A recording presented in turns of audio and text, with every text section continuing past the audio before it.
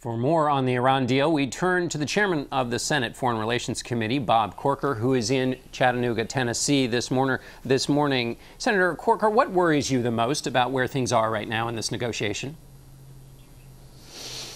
Well, we've gone from dismantling their program to managing proliferation. I mean, that's the biggest concern. That's already done. But right now we have the issues of, are we going to have anytime, anywhere inspections? Will we know what their past military dimensions were? It's very important. Every person who's come in to testify has talked about the importance of that. Will the IAEA ever be required to declare that Iran over time has a civil program and not a military program? So there are numbers of issues.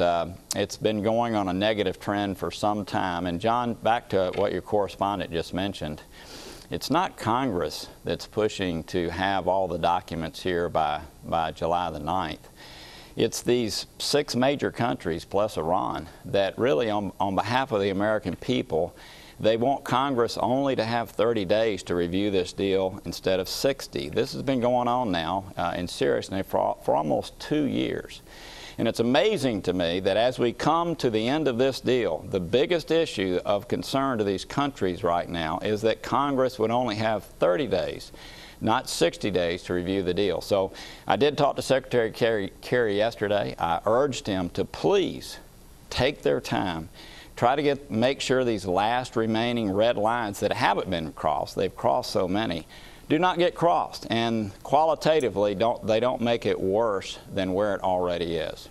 So just to be clear for people, if they meet the first deadline, if they get it done by Tuesday and you get it by Thursday, then Congress will have 30 days to discuss it. If they miss that deadline, then Congress will get 60 days to discuss it. Let me ask you this question, Senator Corker. When you talked to Secretary Kerry, what did you get from your conversation with him? Is he too anxious to get a deal? Well, obviously they're very anxious. I mean, I think they look at this as a legacy issue. I've had several conversations with him and meetings to say, look, you create just as much of a legacy walking away from a bad deal as you do headlong rushing into a bad deal. So, look, I know they want to consummate this. This has been going on. Actually, the original discussions began back in 2003. I would just hope again that they would take their time and finish this in the best way that they can, even though we've already gone down a bad track. One of the things about this, John, is Iran has done an excellent job of getting these countries to focus on the IR-1 centrifuges that they have. They're almost antiques. And what we're going to end up with the deal that we know about. There's some other things they're working out right now, but you're going to have basically a 10-year pause. 10-year pause in enrichment. But what you're going to have during that time is them continuing their ballistic missile development, which is already very sophisticated. They're going to be able to continue their research and development. As was mentioned, they're going to have their sanctions relieved. So you're going to have a country whose economy is growing rapidly, that's going to have all kinds of over $100 billion of money to help create further terrorism in the region. And so they're going to be growing, they're going to be getting more established, and then after 10 years there's something called the Iranian Nuclear Development Program that's been agreed to.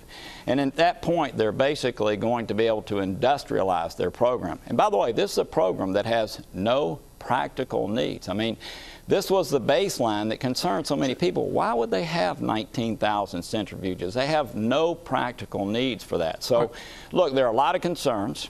Are these concerns, obviously, we've had numbers. Are these concerns red lines for you, Senator, or are these just things you'd like them to button up in a deal here? Well, these have been their stated red lines. I mean, the red lines that I'm talking about have been President Obama's red lines, John Kerry's red lines, the other countries' red lines. And yet those have all been crossed. The remaining red lines are the anywhere, anytime inspections. They're obviously making sure that we have full access to scientists and they declare what their past military dimensions were. Again, if you don't know what their capabilities are, there's almost no way to really gauge where they are. The IAEA certainly has raised this issue numbers of times. So those are 2 remaining red lines that hopefully will not be crossed. That's certainly what we talked about yesterday on the phone. And then again, to set this up, John, where basically you have a time frame, and after 10 years, in essence, Iran is off and running again, and never having a situation where the IAEA can declare that this is a civil program, not a military program. They have no military dimensions. To me, those are things that hopefully will not be crossed and haven't been crossed yet as they come to the close. But again, they're rushing, John. They're rushing so that we don't have the ability, we only have 30 days to look at this instead of 60, which in itself should send a signal to Americans. What's that about? Do you think Iran is capable at all of complying with the deal? What's your baseline feeling about Iran?